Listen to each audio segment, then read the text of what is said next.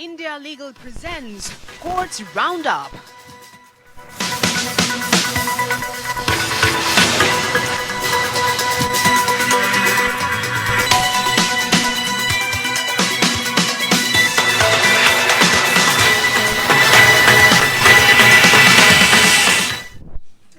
नमस्कार, आप देख रहे हैं हमारी खास पेशकश कोर्ट्स राउंड अप। मैं हूं आपके साथ नेहा दुबे। इस बुलेटिन में अगले आधे घंटे हम आपको कोर्ट से जुड़ी तमाम छोटी बड़ी खबरों से करवाएंगे रूबरू। कोर्ट की कार्रवाई और सुप्रीम कोर्ट से लेकर हाई कोर्ट्स और लो कोर्ट्स तक के फैसलों को रखेंगे आपके सामने। लेकिन आगे बढ़ने से पहले एक नजर हेडलाइंस पर। यूपी के आयुष कॉलेजों में फर्जी दाखिले मामले में यूपी सरकार को मिली राहत। सीबीआई जांच पर सुप्रीम कोर्ट ने लगाई रोक। इलाहाबाद हाई कोर्ट ने दिया था जांच का आदेश।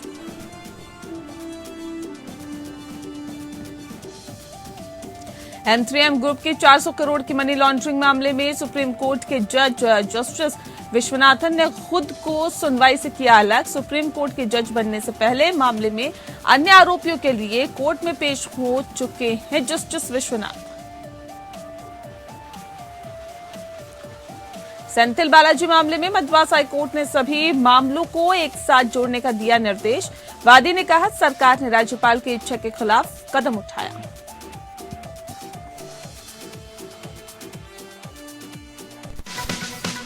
India Legal presents Courts Roundup.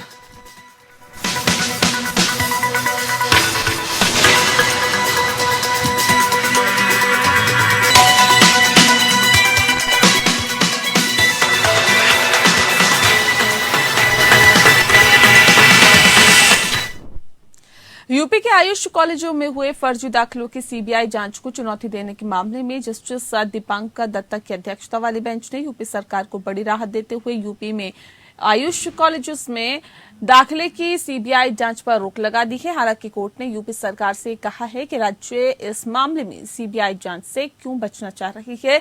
ये गंभीर मामला है, यह एक बड़ा घोटाला है और इसके साथ ही कोर्ट ने यूपी सरकार की याचिका पर नोटिस जारी कर जवाब भी दाखिल करने को कहा है।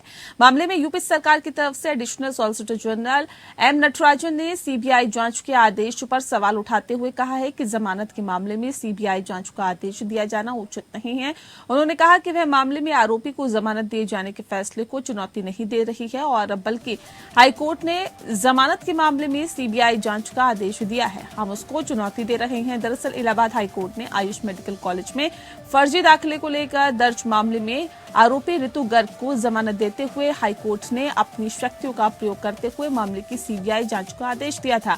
साथ ही हाईकोर्ट ने पूर्व मंत्री और तत्कालीन अपर मुख्य सचिव की भूमिका संदिग्ध मिलने पर सख्त कार्रवाई करने का भी आदेश दिया था, जिसके खिलाफ यूपी सरकार ने सुप्रीम कोर्ट में अपील दाखिल की है। आरोप है कि स्नातक और स्नातकोत्तर कोर्स चलाने के लिए एनओसी देने के नाम पर भी 5-5 लाख रुपए की वसूली की गई है। मानकों की अनदेखी कर एनओसी बांटी गई है और इस बाबत हाईकोर्ट ने सीबीआई से जांच कराने के निर्देश दिए थे।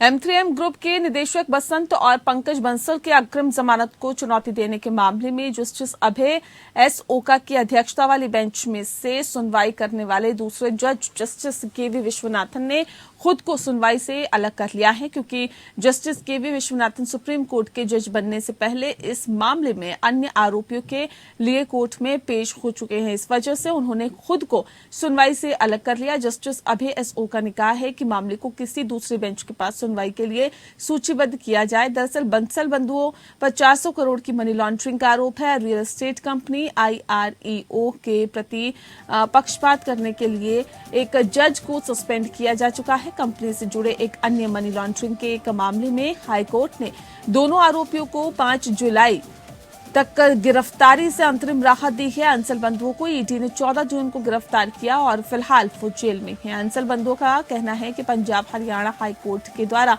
मनी लॉन्ड्रिंग के एक मामले में किसी भी दंडात्मक कार्रवाई से राहत के आदेश को बेअसर करने के लिए इस तरह की गिरफ्तारी ईडी द्वारा की गई, जो कि गलत है। दोनों भाइयों पर सेल कंपनियों के जरिए 400 करोड़ रुपए जुटाने का आरोप है।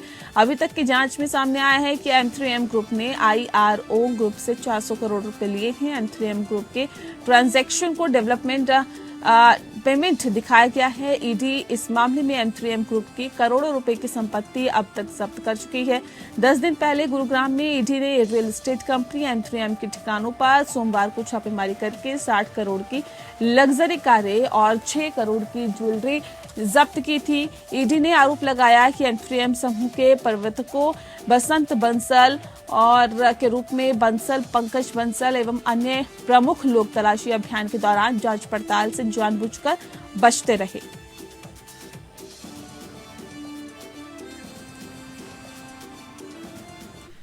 सुप्रीम कोर्ट ने उड़ीसा हाई कोर्ट के उस आदेश पर रोक लगा दी जिसमें उसने एक नाबालिग लड़की की कस्टडी उसके पिता को बहाल करने का निर्देश दिया था। हाई कोर्ट ने रिट बंदी प्रत्यक्षीकरण जारी किया था।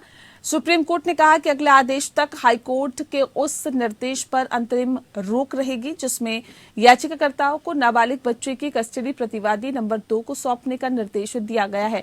जस्टिस BV नागरत्ना और जस्टिस मनोज मिश्रा की अवकाश पीठ ने उड़ीसा हाईकोर्ट के आदेश को चुनौती देने वाली एक याचिका पर नोटिस जारी किया है। पिता ने अपनी नाबालिग बेटी की कस्टडी बहाल करने की मांग करते हुए रिट याचिका दायर की थी और ये कहा गया कि नाबालिग जो वर्तमान में लगभग 12 वर्ष की है उसे उसकी बहन, भतीजी और भतीजी के पति द्वारा अवैध रूप से कस्टडी में लिया गया है। उसने बंदी प्रत्यक्षीकरण रिट याचिका के लिए हाईकोर्ट का दरवाजा खटखटाया जिसमें विपक्षी पक्षों को बालिका को प्रस्तुत करने का निर्देश दिया गया। विपक्षी पक्षों ने दलील दी कि वह बच्ची के दत्तक माता पिता है और बच्ची उनके साथ ही पटना में पली बड़ी है। उनका तर्क था कि पिता ने बच्चे को अपनी बहन को गोद दे दिया था। उन्होंने हाईकोर्ट को बताया कि याचिकाकर्ता और उसकी पत्नी की जुड़वा बेटियां हैं और चूंकि उनके पास 2 बच्चों को पालने के लिए कोई संसाधन नहीं थे इसीलिए उन्होंने एक बच्चे को गोद लेने का फैसला कर दिया। और बता दें आपको कि फिर कहा गया कि बच्चे को कफलाह की मुस्लिम परंपरा के अनुसार याचिकाकर्ता की बहन को सौंप दिया गया था। हाईकोर्ट ने निर्देश दिया कि लड़की की कस्टडी उसके पिता को दी जाए और लड़की की बुआ ने सुप्रीम कोर्ट का दरवाजा खटखटाया। सुप्रीम कोर्ट ने नोटिस जारी करते हुए कहा कि मामले को बच्चे के सर्वोत्तम हित के नजरिए से देखा जाना चाहिए।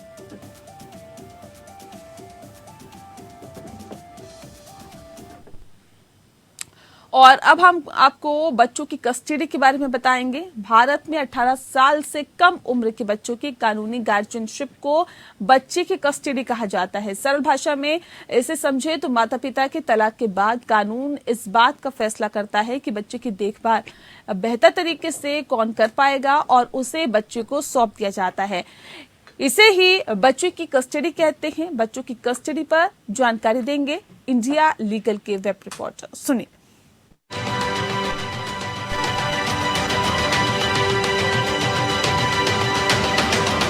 1%। This is the India's divorce rate. दुनिया में सबसे कम है।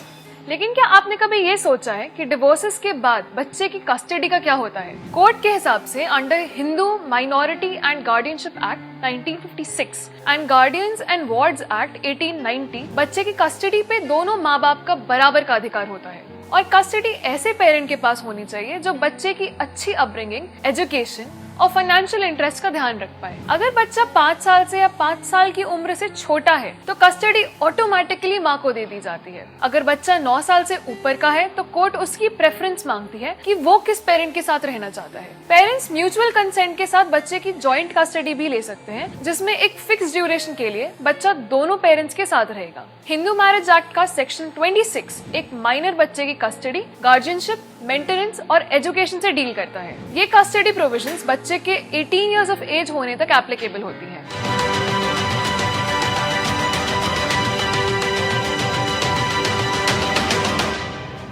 हाई कोर्ट ने अपने एक फैसले में कहा है कि वसीयत के निष्पादन को साबित करने की जिम्मेदारी, साथ ही इसकी वैधता के ऊपर संदेह को दूर करने की जिम्मेदारी पूरी तरह से वसीयत पेश करने वाले व्यक्ति पर है।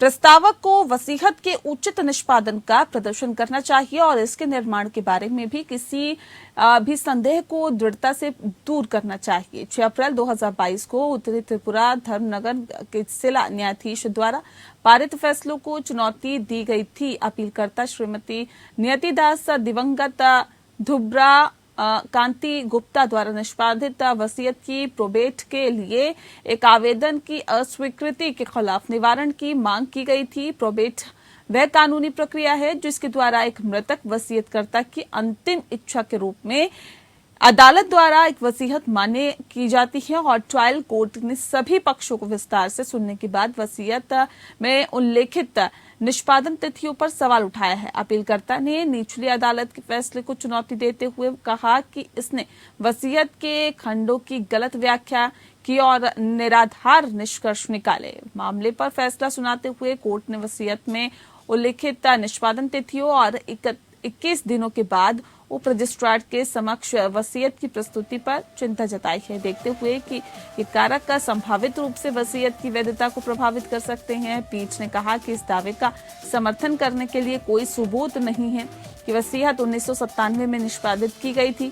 पूरी सामग्री की जांच करने पर अदालत ने ये भी पाया है कि अपीलकर्ता महिला ने मृतक के लिए एक जाली मृत्यु प्रमाण पत्र प्राप्त किया था, क्योंकि मृत्यु प्रमाण पत्र में कहा गया था कि मृतक की मृत्यु अस्पताल में हुई थी, लेकिन वास्तव में उसकी मृत्यु महिला की उपस्थिति में घर पर हुई थी। अदालत ने निष्कर्ष निकाला कि वसीयत के निष्पादन के आसपास बहुत सारी संदिग्ध परिस्थितियां थी और इसीलिए ये निर्धारित करना संभव नहीं था कि ये वास्तविक थी या नहीं।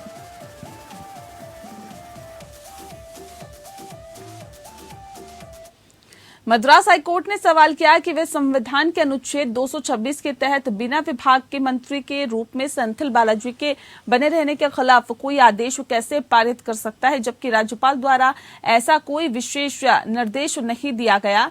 बता दें आपको कि अदालत ने कहा कि हम अनुच्छेद 226 के संदर्भ में पूछ रहे हैं कि जब राज्यपाल द्वारा कोई विशिष्ट आदेश नहीं है तो अदालत आदेश कैसे पारित कर सकती है। राज्यपाल ने उन्हें कैबिनेट में मंत्री के तौर पर शामिल किया है और अब उनका विभाग छीन लिया गया है, लेकिन उन्हें कैबिनेट से हटाने का कोई विशेष आदेश नहीं है। और अब क्या अदालत अनुच्छेद 226 के तहत आदेश पारित कर सकती है? याचिकाकर्ताओं ने 16 जून को राज्य द्वारा जारी प्रेस नोट को चुनौती दी, जिसके अनुसार सरकार ने बालाजी को आवंटित विभागों को ट्रांसफर कर दिया, लेकिन कहा कि वह बिना पोर्टफोलियो के मंत्री बने रहेंगे। सरकार द्वारा जारी प्रेस नोट को अमान्य बताते हुए रवि ने कहा कि बालाजी को पद पर बने रहने की अनुमति देना राज्यपाल की खुशी और विवेक के खिलाफ है। उन्होंने कहा कि राज्यपाल बालाजी को बिना पोर्टफोलियो के मंत्री के रूप में बने रहने की अनुमति देने के राज्यपाल के प्रस्ताव पर सहमत नहीं है, लेकिन सरकार ने राज्यपाल की इच्छा के खिलाफ कदम उठाया है, ये देखते हुए कि राज्यपाल द्वारा पारित आदेश की व्याख्या की अनुमति नहीं है। अदालत ने कहा कि यहाँ तक कि मुख्यमंत्री ने भी राज्यपाल से बालाजी के पोर्टफोलियो के बिना मंत्री के रूप में बने रहने की अनुमति देने का अनुरोध किया और मंत्री के रूप में जारी नहीं रहने दिया। अदालत ने यह भी कहा कि जन प्रतिनिधित्व अधिनियम के अनुसार भी किसी व्यक्ति को केवल आपराधिक मुकदमा चलाने तक मंत्री पद संभालने से नहीं रोका जाता है, बल्कि दोषी पाए जाने पर उसे अयोग्य ठहराया जाता है। अदालत ने सभी मामलों को एक साथ जोड़ने का निर्देश दिया और मामले को आगे की कार्रवाई के लिए 7 जुलाई को पोस्ट कर दिया।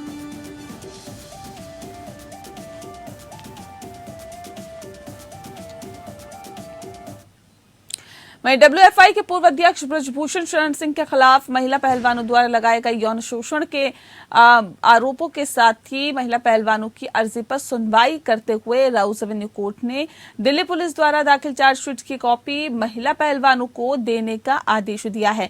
दरअसल 15 जून को दिल्ली पुलिस ने महिला पहलवानों द्वारा डब्ल्यूएफआई के पूर्व अध्यक्ष के खिलाफ महिला पहलवानों द्वारा लगाए गए यौन शोषण के मामले में लगभग 15,000 पन्नों की चार्जशीट दाखिल की है। महिला पहलवानों की तरफ से उस चार्जशीट की कॉपी भी मांग करते हुए राउस एवेन्यू कोर्ट में अर्जी दाखिल की गई थी।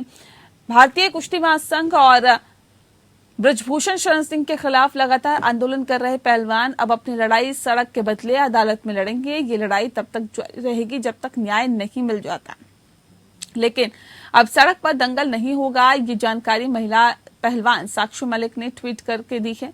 पहलवानों ने सरकार के सामने प्रस्ताव रखे हैं कि बृजभूषण शरण सिंह की गिरफ्तारी हो। दिल्ली पुलिस ने पहलवानों और समर्थकों पर एफआईआर दर्ज की है, वो केस वापस लिए जाए। कुश्ती फेडरेशन से बृजभूषण शरण सिंह और उनके परिवार परिचित के लोग फेडरेशन में शामिल ना हो। फेडरेशन में महिला कमेटी का गठन किया जाए और जिसकी अध्यक्ष महिला हो।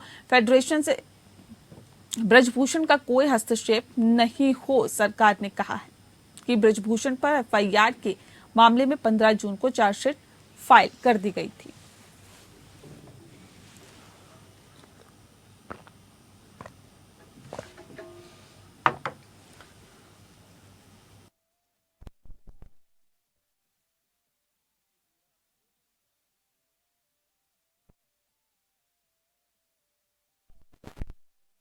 तो वही है। क्योंकि 5 महीने तक ये चला था। देखिए मुझे कोई कमेंट नहीं करना है। अब प्रकरण अदालत में है, अदालत के विचाराधीन है। तो सर आपको लग रहा है कि अब सही होगा, क्योंकि आप जंतर मंतर पे एक लंबा प्रदर्शन आपके खिलाफ हो रहा था, अब अदालत पे होगा तो एक जांच प्रक्रिया सही तरीके से होगी। अदालत अपना काम करेगी। कुछ सर एक्शन प्लान है आपका आगे का?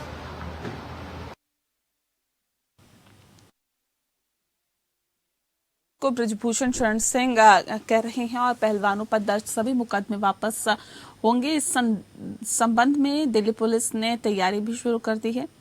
जांच कमेटी गठित की जाएगी। सरकार अभी गिरफ्तारी वाली मांग नहीं मान रही है। 21 अप्रैल को एक नाबालिग समेत 7 महिला रेसलर ने यौन शोषण की शिकायत की। 25 अप्रैल को सुप्रीम कोर्ट ने महिला पहलवानों की अपील सुनकर इसे गंभीर मसला बताया था।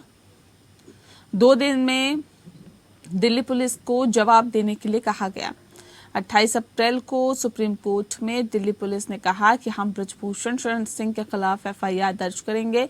कनॉट प्लेस थाने में बृजभूषण पर 2 अलग अलग एफआईआर दर्ज हुई है।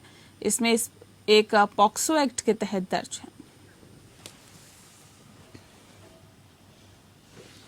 वहीं कर्नाटक हाईकोर्ट ने हाल ही में हत्या के आरोप में दोषी ठहराए गए और आजीवन कारावास की सजा पाने वाले 3 युवकों को बरी कर दिया है। कोर्ट ने माना है कि घटना के प्रत्यक्षदर्शियों के साक्ष्यों में भौतिक विरोधाभास था और साथ ही साथ अभियोजन पक्ष किसी भी अन्य सामग्री के साथ उनके साक्ष्य की पुष्टि करने में विफल रहा। जस्टिस के सोमशेखर और जस्टिस राजेश रॉय की खंडपीठ ने के.आर. पुष्पेश, पी.वी. विनय और के.आर. मूली को बरी कर दिया है, जिन्हें नौशीर की हत्या के लिए आजीवन साधारण कारावास की सजा सुनाई गई थी।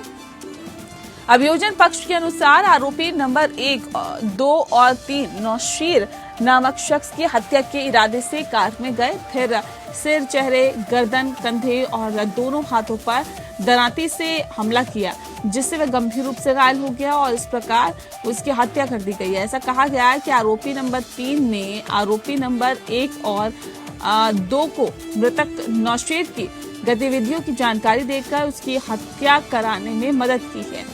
बताया भी जाता है कि अभियोजन पक्ष मुख्य रूप से 2 पड़ोसियों की गवाही पर निर्भर करता है और ऐसे में जिन्हें घटना की प्रत्यक्षदर्शी माना जाता है। और हालांकि बचाव पक्ष ने तर्क दिया है कि ट्रायल कोर्ट ने पूरी तरह से घटना के कथित प्रत्यक्षदर्शी PW22 और PW24 के साक्ष्य पर भरोसा किया, जबकि उनके सबूतों की जांच सराहना भी नहीं की गई। शुरुआत में पीठ ने शिकायतकर्ता के सबूतों का हवाला दिया, जिसे अभियोजन पक्ष द्वारा शत्रुतापूर्ण घोषित किया गया था।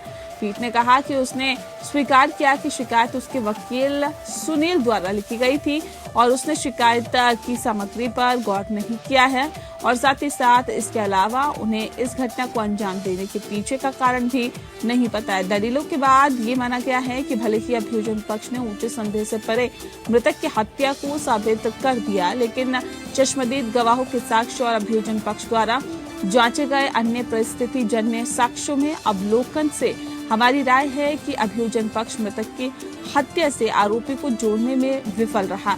आरोपियों की अपील स्वीकार करते हुए पीठ ने कहा कि इसलिए संदेह का लाभ आरोपी व्यक्तियों को दिया जाना चाहिए। मामले को देखते हुए हमारी राय है कि अभियोजन उचित संदेह से परे आरोपी के खिलाफ लगाए गए आरोपों को साबित करने में विफल रहा। अदालत ने शस्त्र अधिनियम के तहत दंडनीय अपराधों के लिए आरोपियों को बरी करने के निचली अदालत के आदेश को चुनौती देने वाली राज्य सरकार की अपील भी खारिज कर दी।